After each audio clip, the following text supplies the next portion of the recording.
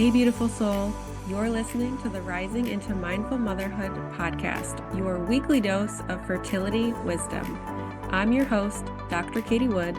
I'm a barefoot mama bear, pharmacist, and integrative fertility coach. This is your go-to podcast for all things to naturally nourish your fertility, embody womb healing, and reclaim your feminine power to accelerate your path to pregnancy.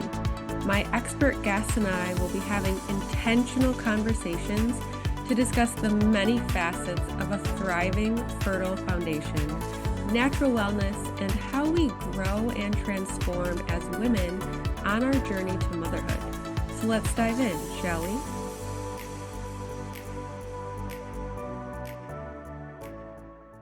Hello and welcome to Rising into Mindful Motherhood. In this episode, I'll be talking with Clarissa Tu, a certified hypnotherapist. She became a hypnotherapist because she saw how much it healed a core issue that she grew up with, drawing value from external sources with a constant need to prove herself, which I think a lot of us can relate to. And hypnosis has helped Clarissa, as well as her clients, connect with a deeper part of themselves, really seeing and healing issues at the root. And today we'll be diving into embodying self-compassion for ourselves, our bodies, trusting our fertility experience, as well as opening up in our feminine to be able to receive our baby. Welcome, Clarissa. I'm so excited to have you on the podcast. And as always, let's dive right in. I love how you shared your personal journey in terms of experiencing the need to find that validation and that self-value from external sources.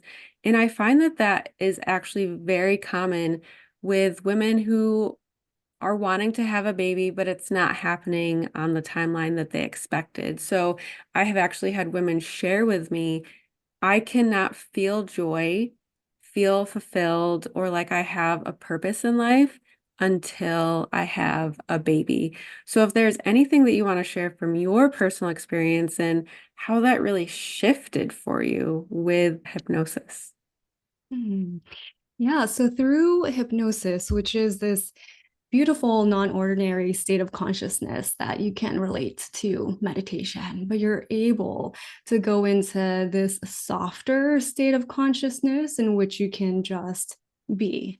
And in that state, that's where a lot of self-discovery can come in, and that's in that stillness, just getting to know myself and what it is that I, on a deeper level, find satisfying outside of what society is trying to tell me. Be married by a certain age, what degree to have, and whether or not I have a baby, and allowing myself to go deeper below these levels of conditioning and being able to see what is it that I really crave, right? If there is a yearning to have a baby and that's where I'm thinking that that's where my fulfillment is coming, there's actually a need underneath that I think that's going to fulfill. And so if we can really look in to see, actually, what is it do I really want on a deeper level that I think having a baby is going to complete for me?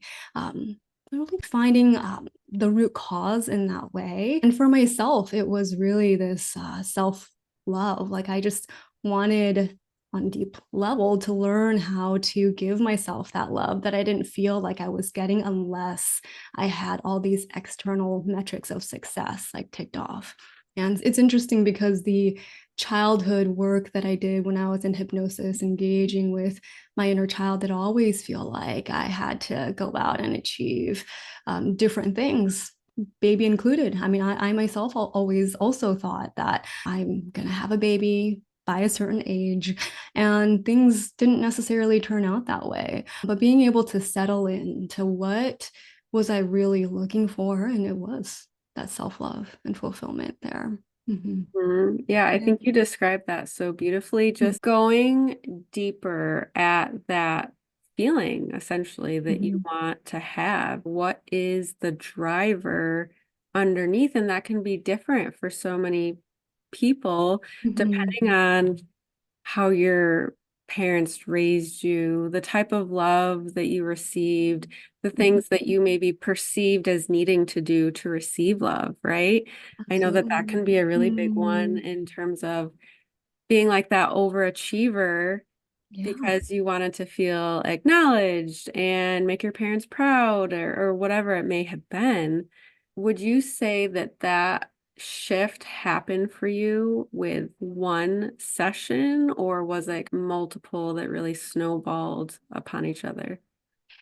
It was multiple. I mean, I think the first one really started something for me where for the first time I felt like I was open. There were the layers of conditioning that I just didn't really know how to find my way through. And just by allowing myself to relax into the state of hypnosis, it just felt safe to my system to open and to look and discover, and didn't feel as scary to find these answers of what was it that I was missing, where was I having my longings, right? And I think it can be a little hard in our regular state of consciousness to come up with some of these answers because there's just defenses, right? What if I open this box? Am I going to be able to finish what I need to finish for the rest of the day, right? But being in the state of hypnosis, it all seems okay.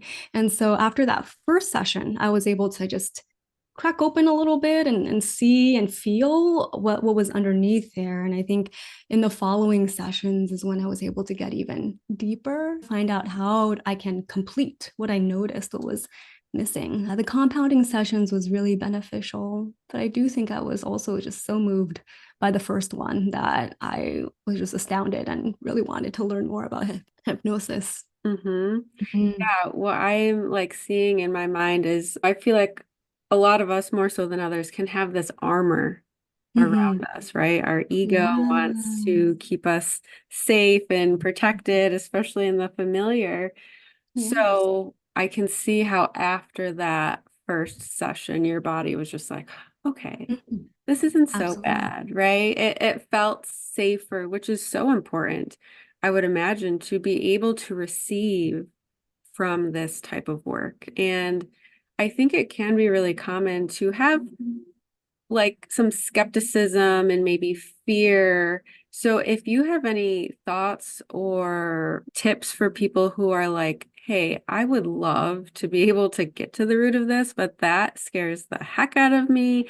Maybe they're not totally open to it. Is there anything that can really help ease someone to being able to do this work?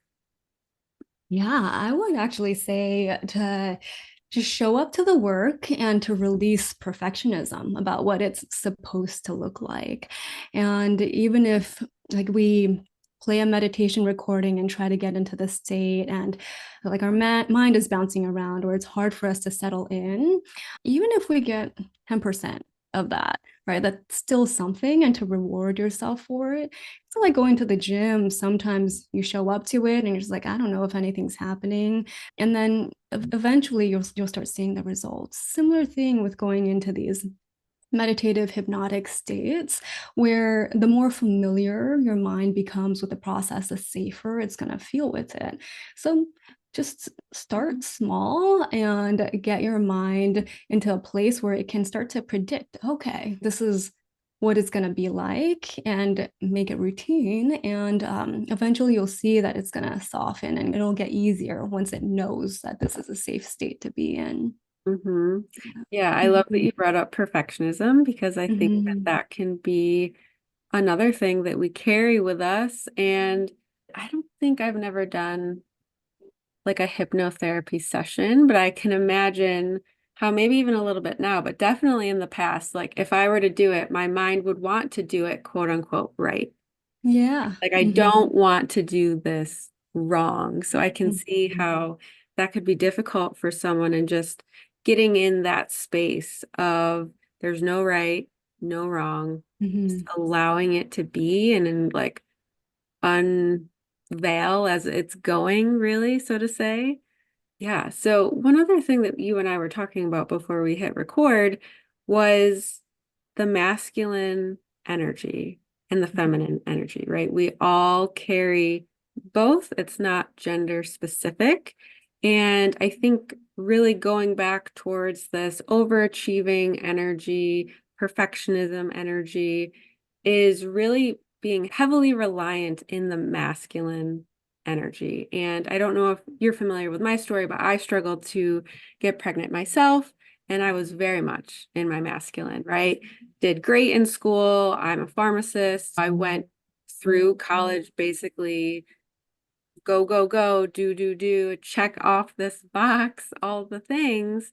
And then when fertility is seemingly hard and it's not happening, what do? We treat fertility in the same way. Oh, I have to track my cycle 3 different ways. I have to take these 10 supplements every single day. I have to clean up my diet and do this. And we're just doing and doing and doing. And that really can take us out of our feminine energy to lean back and receive and trust and surrender. So I would love any of your thoughts on that. Absolutely. And I can relate to that backstory as well. I mean, I was in the medical field before I became a hypnotherapist. I was an occupational therapist, and also very much in the very logical, what is it that I need to do in the tangible world? X equals Y result. And so looking at pregnancy as something to go out there and achieve was just also part of the makeup that I think just gets baked into our society. And so, in terms of allowing that to rest and allowing ourselves to settle into the receiving mode, I think a good reframe is that being is doing. Right. And just for me to explain that a little bit more, a lot of times when we're in the state of just being in the present, like we don't always notice the things that are happening in the background, but by doing that, we allow space for things to just happen, right? Like we open up, that's also doing, and that's an action. We're opening up, right? And we're allowing that receptivity to just bring in that feminine energy and whatever it is that our body needs to feel ready to be able to have a baby. And understanding it in that way, I know it sounds paradoxical, but it really isn't. If you're being, then you're welcoming something in, and that is doing. And so I think a lot of times we feel like, oh, if I'm not doing, then I'm not contributing my part. But by being, you are a co-creator in your fertility journey. And Mhm. where do you think hypnosis could help someone? Let's just say they are really struggling with being in their feminine. Mhm. How could that kind of help ease someone into being able to be more present in able to be in that energy? Using our 4-step restorative fertility framework, we will 1, reveal the physical and energetic root cause. 2, we will remove the barriers to you conceiving and carrying a pregnancy to term. Number 3, we will rebalance the physical and energetic body with bio-individual strategies. And number 4, receive. You will nourish the mind, body, and spirit so you can receive baby. I have 3 one-on-one spots, and this is for the woman who is ready to claim her fertility back. She's ready to step back into her power. She is ready to do what it takes to finally get pregnant. If you want to learn more about this, find me on Instagram at @the_wellness_pharmacist. My Instagram is going to be in the show notes. Yeah. And so hypnosis brings us into the part of our nervous system that's the opposite of fight or flight, right? So when we're in fight or flight, we just might be maybe stressed and in that more active energy. And then when we're in a hypnosis, we're in what we call the rest or digest or the parasympathetic nervous system, and that includes reproductive function. And so just by being in hypnosis and giving ourselves a time to get familiar with that state in our nervous system already starts us being in the feminine. And a lot of times, especially in our masculine society, I mean, I know I didn't even know how to be in rest or digest or in the parasympathetic. And hypnosis helped me give that reference point to my mind. Okay, this is what we're going for. And the more familiar I became with it, the more natural it was to just drop into hypnosis. And so already it's a feminine state, hypnosis. And because we're in this state where we're just giving ourselves the openness and the time to explore within, our nervous system is already open and willing to go take a peek and see what else is underneath there. Yeah, hypnosis by itself as a feminine state is helpful. And then it's a double whammy because like we're able to use that nervous system state for receiving suggestions because your mind is a lot more open and you're open to receiving like, I'm okay with the way that things are right now. And I can have this sense of just relaxing into the present moment. And that already gives us a practice of being open and receptive to all the gifts of the present moment. And when you're able to do that, let's see what might happen in our fertility journey.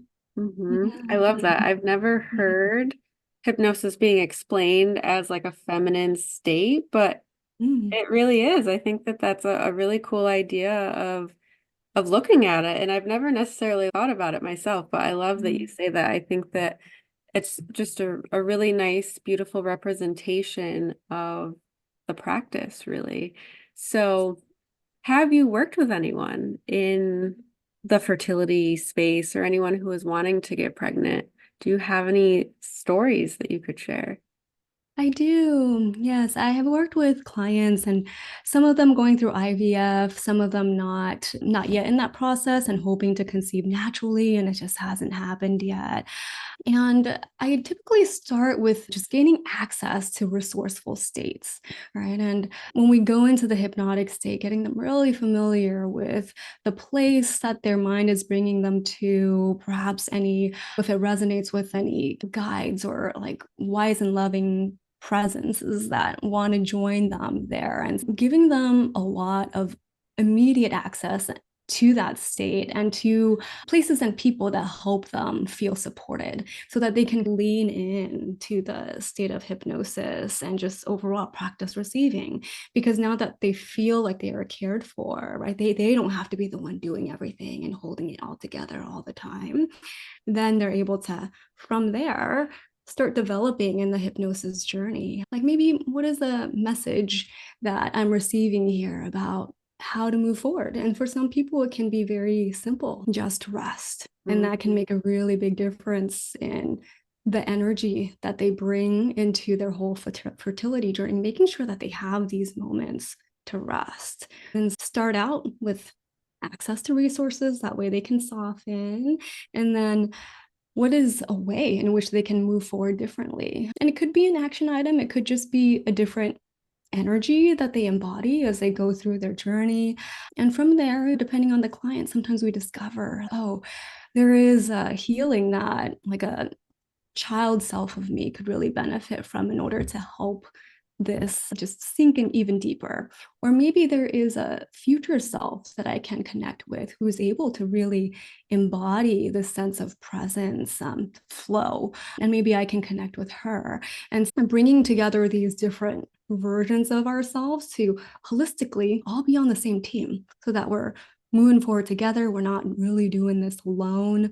It can be a beautiful process of gaining that wholeness that we're talking about, that we're not looking to fill through getting pregnant, right? But we're finding like different ways within ourselves in which we can fill up ourselves, our soul. I love the inclusion of guides or ancestors, right? That's what you're saying. I've never Yeah. heard that before. I've Mhm. interviewed, I think, two other hypnotherapists on the podcast before. Is that something that you integrated yourself, or is that what you were taught when you became certified? I've just never heard of that step, Yeah. and I really love it. Yeah, there are many different styles of hypnotherapy. What I really like is a style called spoken imagery, where I do my guiding into the state and I set up, yes, like bring up a safe place or a wise guide. And then the client then tells me like what it is that comes up and we go personalize the journey accordingly.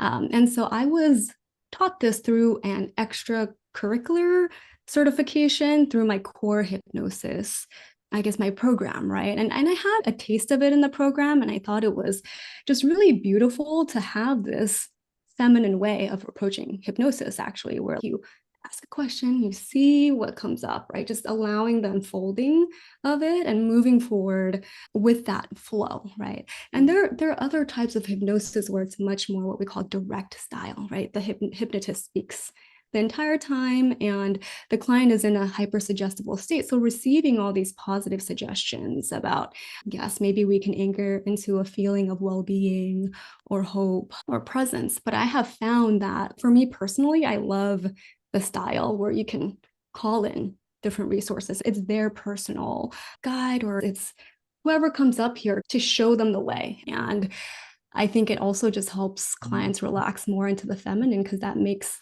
the already feminine state of hypnosis even more feminine by allowing the unfolding and the unfurling of it in this way.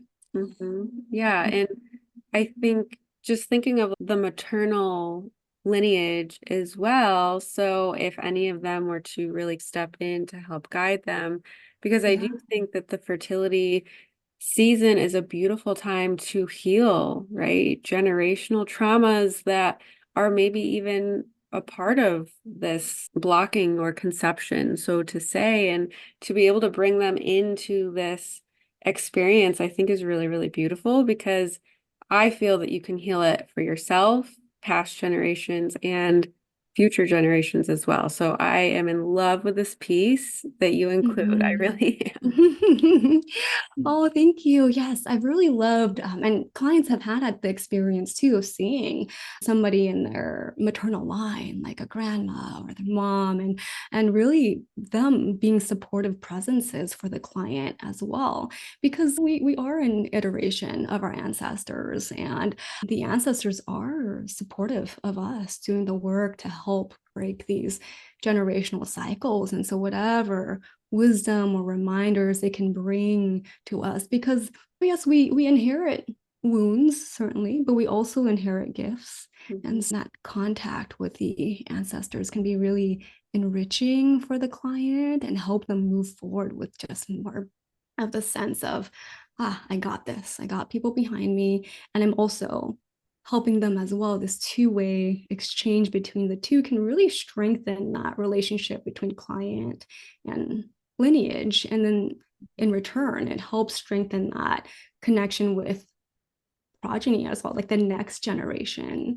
And I think it's a nice reminder that you're not alone and you don't have to do this alone, because I know the fertility journey can feel so isolating and lonely, especially if you're not seeking support through while you're going through it. And I had a guest on this podcast, and I'm pretty sure the story she shared was, I believe she had a miscarriage, and then she had a dream, and I want to say it was her grandfather that came in the dream and assured her that everything will be okay. Like, baby is coming. Like, I'm holding your baby right now. And Mm-hmm. she did. She ended up conceiving. She had a boy. Oh.